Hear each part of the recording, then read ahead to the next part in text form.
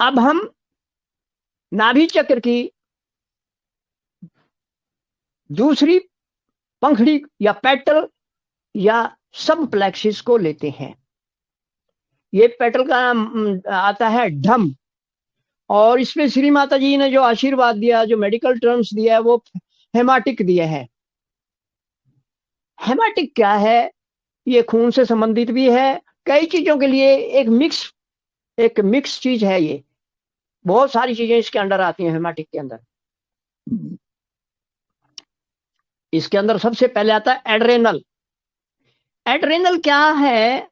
हमारी जो किडनियां हैं उनके ऊपर एक टोपी जैसा, जैसे हमने ये रख रखा या ये रख रखा क्राउन, एक ताज है उसके सिर पे, उसको एड्रेनल बोलते हैं।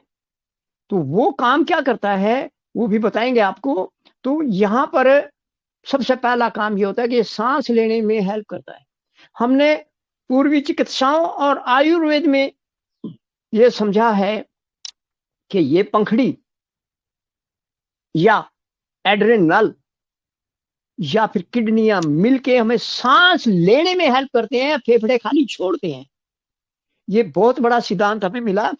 ये देखिए, ये किडनी और एड्रेनल काम कर रहे हैं, ये छोड़ रहे हैं, ये खाली लंग्स काम कर रहे हैं। तो इस प्रकार ये हो गया।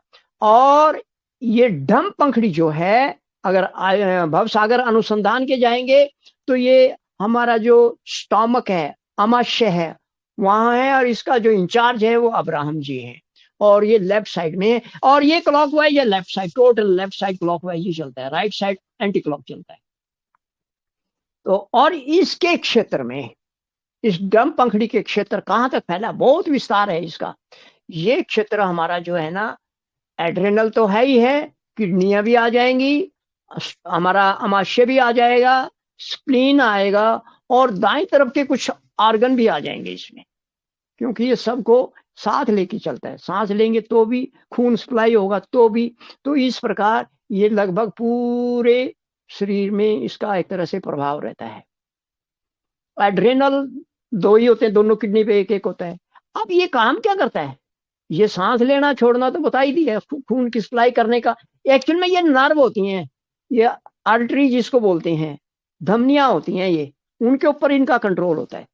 तो इसमें कारण ये होता है, जब हमारे को बहुत सारा तनाव होता है, भाग दौड़ होती है, चिंता होती है, हेक्टिक एक्शन एक्टिविटीज हो जाती हैं, तब ये हमारा एड्रेनल गड़बड़ा जाता है, कंट्रोल भी करता है।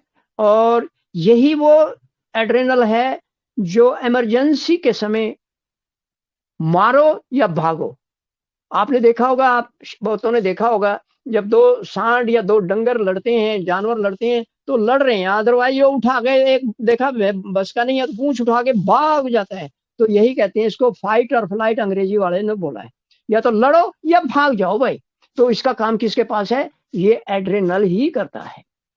ये आपको चिंताओं से मुक्त करता है, तनाव से दूर करता है, भाग दौड़ से दूर करता है, और जल्दबाजी में भी यही प्रॉब्लम आती है। तो इस प्रकार की इस घोड़े की लगाम जो है चिंताओं की वगैरह वगैरह की, इसके पास है ढम, मतलब ढम ढम ढम, और वो बस शांत हो जाते हैं। और हेमेटिक का मतलब खून भी होता है। अब ये खून का कहां से कहानी आ गई बीच में? देखिए, हमारे शरीर में जितना खून बहता है वो किडनियों के पास जाता है बाद में घूम फिर के, और किडनी उसमें से कचरा निकाल के बाकी खून को पाइप के थ्रू हार्ट को भेजती है, हार्ट उसको लंग्स के भेजती है, और लंग्स साफ करके फिर भेज देता है। तो ये एक सर्कल चलता रहता है। तो इसमें हेमेटिक इस तरह आता है, और किडनियां इसमें इन्वॉल्व है, किडनियों के ऊपर ये बैठा है, किडनियों का भी सरताज है। इसका मतलब ये खून से संबंधित जो भी समस्या है उसको दूर करता है। ये खून में ऑक्सीजन होगी तो उसको ये फैला, शरीर में फैलाएगा, और वहां से जो कचरा टूट फूट आएगी वो उसको सिरो या वेन्स बोलते हैं, उनके थ्रू वापस लेके वापस आएगा और फिर सप्लाई कर देगा। और यही लो तत्व हमारे शरीर में, जिसको एचबी बोलते हैं, कम हो गया, वो लो का जो क्वांटिटी है वो कम हो जाती है। दूसरा, लो तत्व नहीं होगा तो ऑक्सीजन भी इनटेक नहीं होगा, ऑक्सीडाइज होता है लो के साथ मिलकर ऑक्सीजन, तब वो आगे जाकर सप्लाई होती है। तो इस प्रकार हम देखते हैं प्रत्यक्ष या परोक्ष रूप में ये एड्रेनल ये पंखड़ी एड्रेनल, किडनी, स्प्लीन, स्टोमक और फेफड़ों पर अपना नियंत्रण करती है, रखती है और उनकी मदद भी करती है। और ये शुद्ध रक्त की पूर्ति में उनकी मदद करती है, सप्लाई करती है। और वहां से कचरा वाली वैन भी इसी के पास, इसी के हिसाब से चलती है। वो कचरा इकट्ठा किया, जैसे म्यूनसिपैलिटी की आती है वैन, उसमें डाल के लेके चली जाती है और जाके, अब ये जो यूरिनरी ब्लैडर है, ये क्या कर रहा है, इसमें इससे भी कनेक्टेड है, क्योंकि जो किडनी के अंदर से कचरा निकला वो यूरेटर के थ्रू ब्लैडर में जाता है, वहां से यूरेथ्रा के थ्रू बाहर फेंक दिया जाता है समय समय पर। सांस लेने में जब लेंगे तो ऑक्सीजन डेफिनेटली उसमें मिलेगी। तो इस तरह रक्त की पूर्ति है। और ये जो चीजें हमने बताई, ये फिर हम एक बार रिपीट करते हैं, आयुर्वेद के या दूसरी टीसीएम वगैरह वगैरह के आधार पर, मेडिकल साइंस के आधार पर बता रही हैं। और यही नाक की फेरेंजियल और ऑक्सीजन को पूर्ति करती है। ये नाक भी यही, क्योंकि ये कनेक्टेड है, सांस के तो थ्रू ही तो सांस लिया जाएगा, सांस के लेंगे तो नाक से थ्रू, तो नाक के बीच में भी आएगा।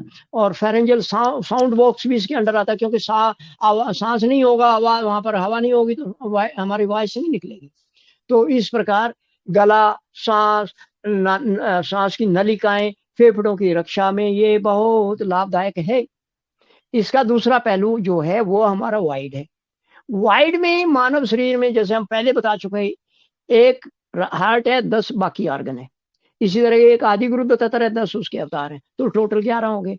तो ये हमारी ब्रीदिंग सिस्टम में, डाइजेस्टिव सिस्टम में, एंडोक्राइन ग्लैंड्स के अंदर, दूसरा हमारे जो त्वचा का सिस्टम है उसको भी यही देखभाल करते हैं, नाखून का, बाल का, स्वेट ग्लैंड्स और पिट्यूटरी ग्लैंड, फिर थायराइड, ओवरीज, गोनाड्स, और सब के अंदर ये अपना काम करता है।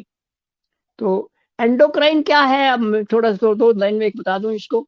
एंडोक्राइन क्या होता है, ये छोटे छोटे ग्लैंड होते हैं हमारे शरीर में, 7 ही हैं, जैसे 7 चक्र हैं वहीं पर हैं ये। वहां से एक हार्मोन निकलता है और वो ब्लड में मिला दिया जाता है, और वो ब्लड सारा मैसेज लेके जाता है और लेके आता है। ये एंडोक्राइन ग्लैंड का मतलब, ये एक तरह से डाकिए हैं, ये चिट्ठी लाते भी हैं और ले भी जाते हैं। तो इस तरह ये काम हो गया। तो रिप्रोडक्टिव में एक्टिविटीज हमारी जो है इसी के अंडर आती हैं। जो वंशावली आगे बढ़ना है, नए जीवन का पैदा होना, इसी के अंडर आता है। तो इसके बाद में चाहे मेल है चाहे फीमेल है, उनके गोनाड्स जो रिप्रोडक्टिव ऑर्गन, उसमें प्रॉब्लम है तो ये काम करेगा। और स्केलेटन में मजेदार बात यह, श्री माता जी ने एक शब्द कह के गागर में सागर भर दिया, और इसमें जितनी डुबकी लगा रहे हैं सर्वानुज, तो उतना ही कुछ मिलता जा रहा है। जय श्री माता जी। आप वही आह्वान एक बार फिर कर चुके हैं। ओम तमेव साक्षात श्री ब्रह्मांड स्वामी साक्षात श्री सहस्त्रार स्वामी साक्षात श्री आकाश देवता नमो नमः। ओम तमेव साक्षात श्री लक्ष्मी नारायण साक्षात श्री रम साक्षात श्री स्वा साक्षात। अब पंखड़ी पे जाएंगे तो श्री अब्राहम साक्षात श्री अमाश्य साक्षात, और यहाँ पर हेमाटिक नमो नमः। तो इस तरह ये हो गया, प्रेयर वही हो जाएगी। श्री माता जी कृपा करके आप अपने बच्चों के ऊपर हमेशा रहम करती आए हैं, कृपा करके इस ढम पंखड़ी से संबंधित जो भी रोग दोष बाधा विकार हैं उनको दूर करके से पूर्ण रूप से शुद्ध स्वच्छ निर्मल व पवित्र करके संतुलित करके हमें आशीर्वादित कीजिए। हम आपके आभारी हैं, हम आपके बच्चे हैं। ये भुवन वे हम आपसे बिल्कुल अधिकार के साथ भी है, माँ हम आपके बच्चे हैं, हमारा हेल्प करो, और वो करती हैं। जय श्री माता जी। धन्यवाद, कोटि कोटि धन्यवाद। ये बाद में हमें धन्यवाद जरूर करना चाहिए। श्री माता जी, इन जितनी भी आपने हमारे ऊपर ये बौछार की है आशीर्वादों की, उसके लिए हम बच्चे आपका कोटि कोटि आभार प्रकट करते हैं। जय श्री माता जी। अभी हमारी सेकंड पेटल होगी, अब हम थर्ड पेटल की बात करेंगे। ये